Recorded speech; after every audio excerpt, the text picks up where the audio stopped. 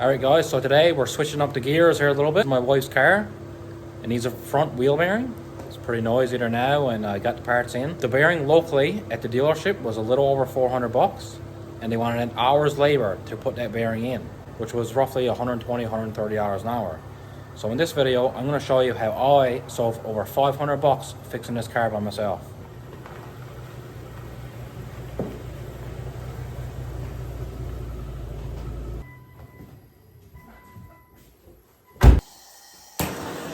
Don't light the fire, eh boy?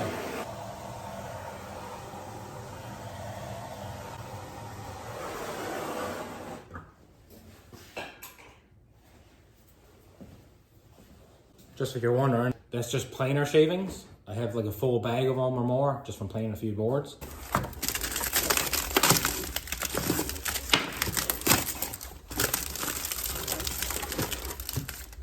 Here's the bad boy we're going to be replacing.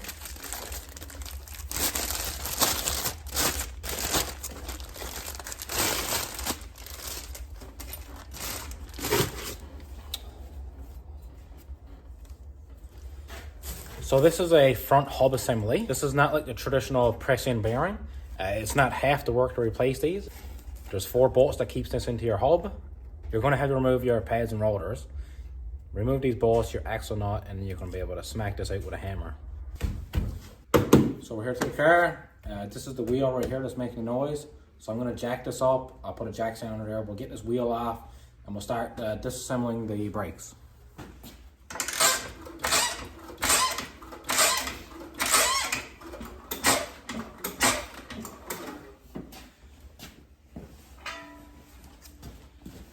I think that's a bit high enough. All right, we got her jacked up. We got our jack stand underneath, just underneath the frame.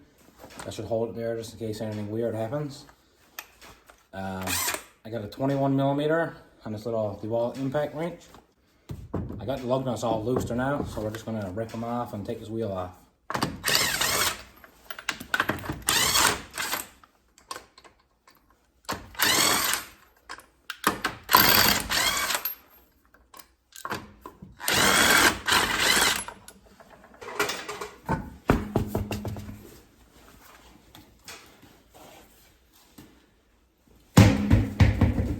Alright, so I got some lights turned on there. They're pretty bright. I might need some sunglasses, but you can see better. So you can see over here we got a cotter pin, and this is our axle nut. So the first thing we're going to do is take this cotter pin out, and we're going to take this axle nut off. Mainly just to make sure that this shaft is free and not seized in this hub.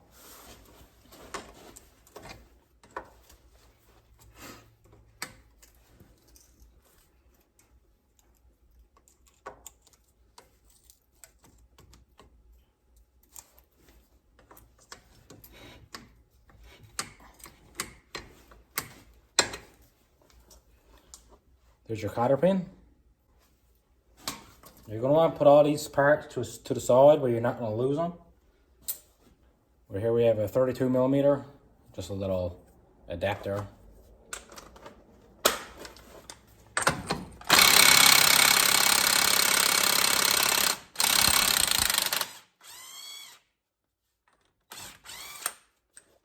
Here's your axle nut. You can see here the axle is really free. If this axle was seized in the hub, you'd have a lot harder of a job to do this. Luckily, it's free. So now we got to remove this brake caliper and this rotor.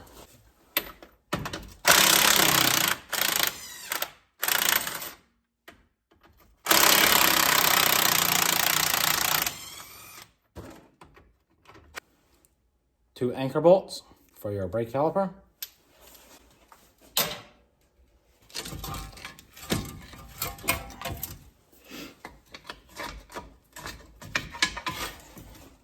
So when you remove this brake caliper, some people have the little hook for hooking this caliper on, but if you don't, this one's a bit long, but we'll make do.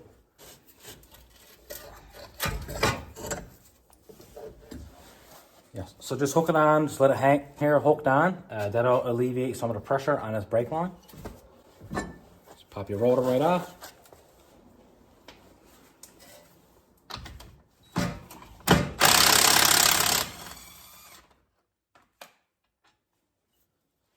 So next you're going to want to go ahead and remove the 4 bolts around this hub, and then you can smack this with a hammer and it'll come out. Alright, so now we got them all, I got all these bolts broke free. We're just going to spin them out here with the ratchet. Alright, so I got you guys put that on the floor so you can actually see what I'm doing here.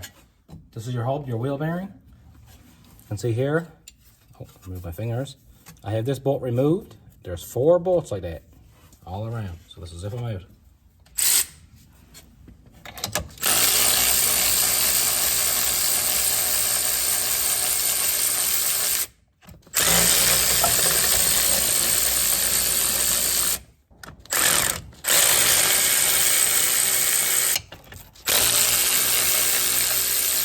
Okay, so quick recap. We got our axle nut off. Axle is free. We got our brake caliper and rotor removed. And we also got our 4 bolts removed out of this hub assembly.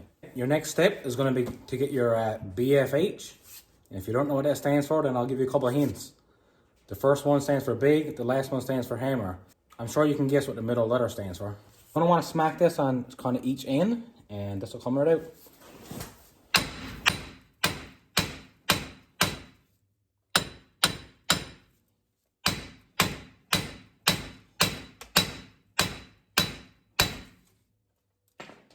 There we go, you can see that the hub just popped out, so we're just going to slide it off.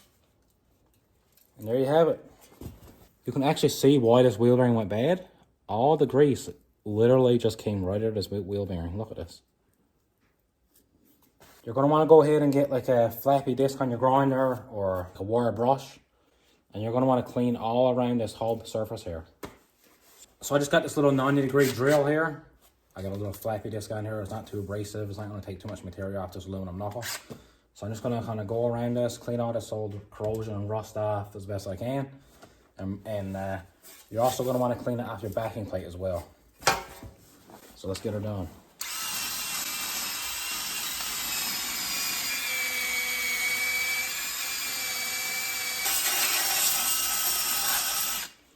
I'm sure you should be wearing some sort of mask, but I'm kind of in a rush. Okay, so now you got your hub all cleaned up. I'm just going to give it a little squirt of a bit of brake clean here just to clean up all the little bit of debris that's kind of floating around here.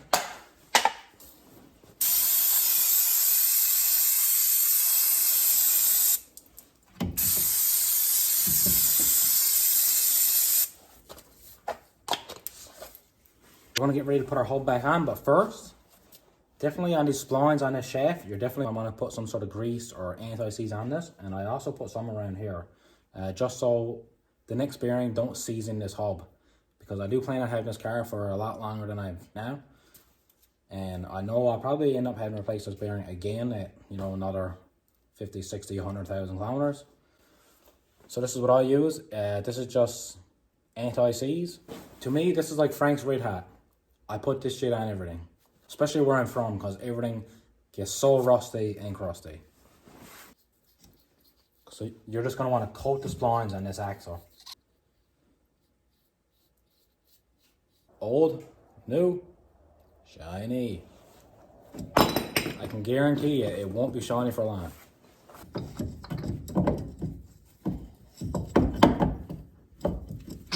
Oh, don't forget your backing plate.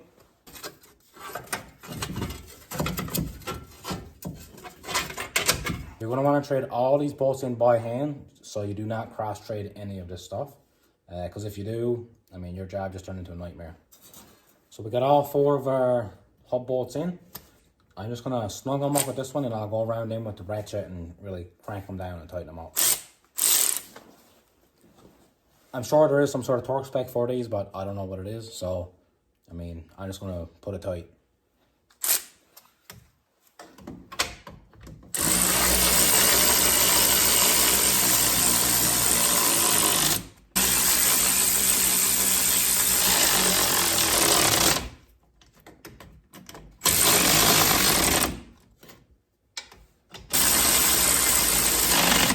See here now, I got my socket extension. This is my ratchet. I'm going to snug all these bolts up now with this one.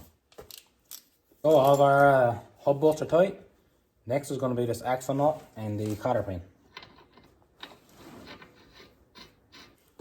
So here's a quick little tip. If you're by yourself, you got to torque down this axle nut.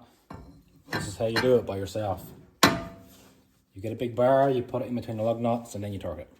These axle nuts normally get torqued at around 150 foot-pounds. I'm not sure on the exact number, but this one is just going to get torqued to 150.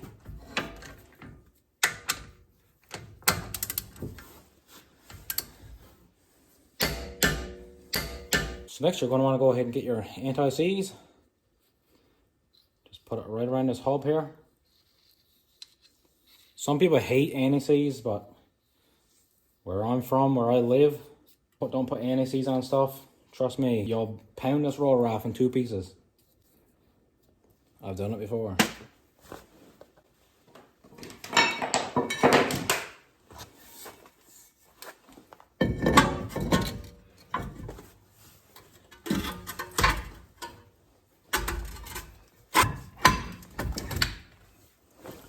Don't forget to take this bungee cord down. You wouldn't believe the amount of vehicles that I'm after working on after I buy it, and there'll still be a bungee cord or a hook left up there from the caliper. So there you have it. We have those in. I didn't forget. I was just making sure you're still watching. I know you're supposed to replace these after each use, but you can see this one is in really good shape, and I'm just going to reuse it. I was just making sure you were still watching, because I didn't put that in until the last bit.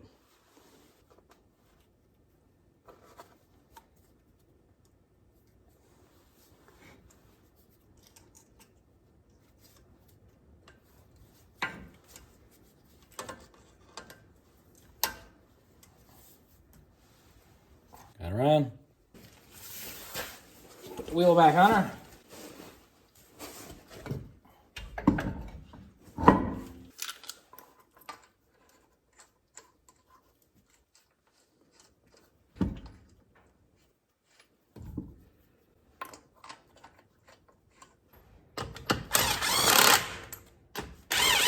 Let the car down, torque this wheel.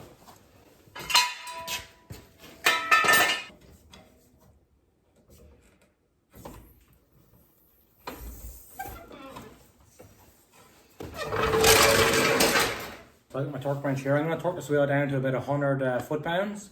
I'll go for a quick test run, maybe after a couple of days, after 50, 60, 100 kilometers, I'll re-torque this wheel again.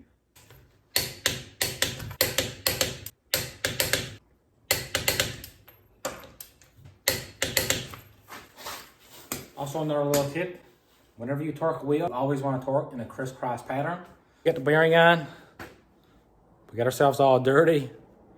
Now it's time to take this thing for a test drive and make sure that the noise is gone and everything is smooth and going good.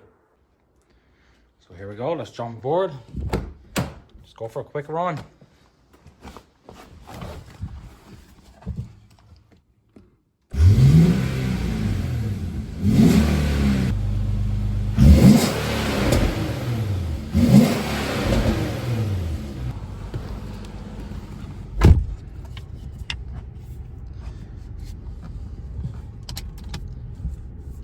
Typical, the gas light's on.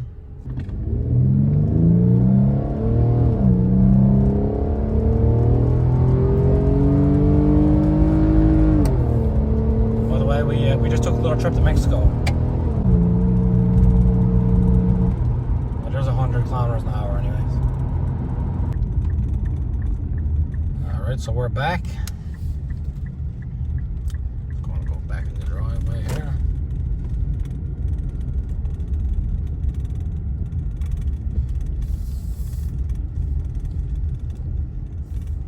Back in the garage, got the wife's car all done, like I said. That would have been over a $500 job if I had brought that to a garage somewhere. But I ordered a wheel bearing online. I believe the wheel bearing was 70 or 80 bucks. Now, I'm not sure the quality on that bearing, but I mean, hey, I can replace that bearing 5 or 6 times for the same cost as it would bringing it to a dealership. This is how I solved over 500 bucks fixing my wife's car. But wait, there's just one more thing that we got to do here before we close up this garage and go in for the night.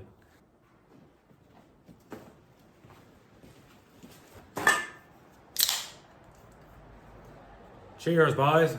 See you next time.